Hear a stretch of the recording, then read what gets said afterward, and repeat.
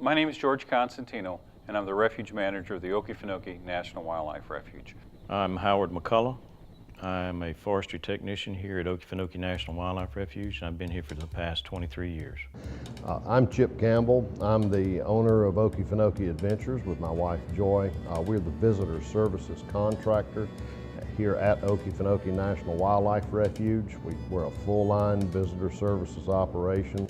You know, it surprises people that fire is such a big feature in what is a wetland landscape, but believe me, you know, this is a landscape that can get very dry during years of drought because all of our water budget is coming from rainfall. It's not like rivers are dumping water constantly into this basin. You know, the swamp is basically a peatland that holds water like a sponge, and if you get less than normal rainfall, you know, that sponge begins to dry out. And we've gotten to the point already that when we were taking people out on tours, we weren't talking about if a fire starts, we were saying when a fire starts.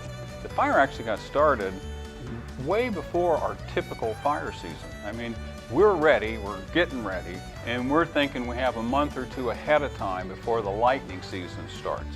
When a day very much like today, it was very cold, it was very dry, very high winds, and it caused some electrical lines just north and west of Waycross to spark. And that spark hit, and that fire started what's called the Sweat Farm Road fire.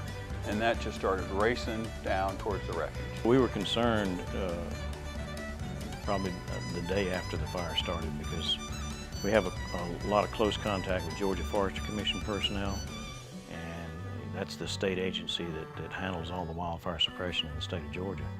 And they were already obviously on the fire, but given projected forecasts and whatnot, it was going to be driven towards the refuge. So they immediately engaged us, you know, to try to start thinking and planning ahead, you know, for it coming onto the refuge. We knew it was going to be a matter of the first real active lightning system, and this place was going to be going up like tinder. Fire break is basically taking a running strip of land and removing the vegetation to the point that it won't burn. It'll stop a fire. So we may just do that by mowing, but many times we'll run a light harrow just to scur up the surface. And the first time we do it is we really do it so we have manageable blocks of forest that we can burn. When it comes down to it, the state agencies are the real critical forces that help us fight, because that's what they do every day. And most of the firefighting, the actual on-the-ground firefighting down here is done with what we call tractor plow units. They're a dozer with a fire plow on the rear, and you may have hundreds of these tractor plow units scattered around the perimeters of the fire trying to work up the edges of it and eventually get around what we call the head of the fire, which is the fastest moving part of the fire. Coming towards you, you wait for the conditions where you actually can safely set a fire off that break and burn back, burn out to have, you know, the fuel in between. So the fire break just gives you a break to work from. And they're anywhere from 6 foot wide to 60 foot wide. And when we were really fighting this fire, we had time, we put some in that were 100 foot wide. When the fire had passed, you could tell that everything had received this dusting of ash.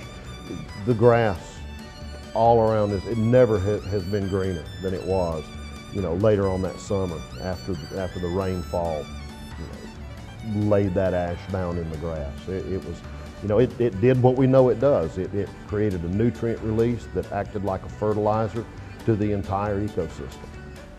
Fire is in order for the swamp ecosystem to maintain itself as a swamp ecosystem, it has to have fire.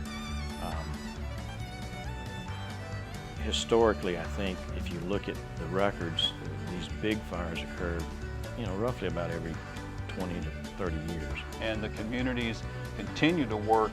You know, it really strengthened the community's ability to deal with natural events. I mean, we are in a hurricane track. You know, we do have fires. And so in effect, all our local communities are much better able and staged to deal with the next whatever natural event's going to happen to us.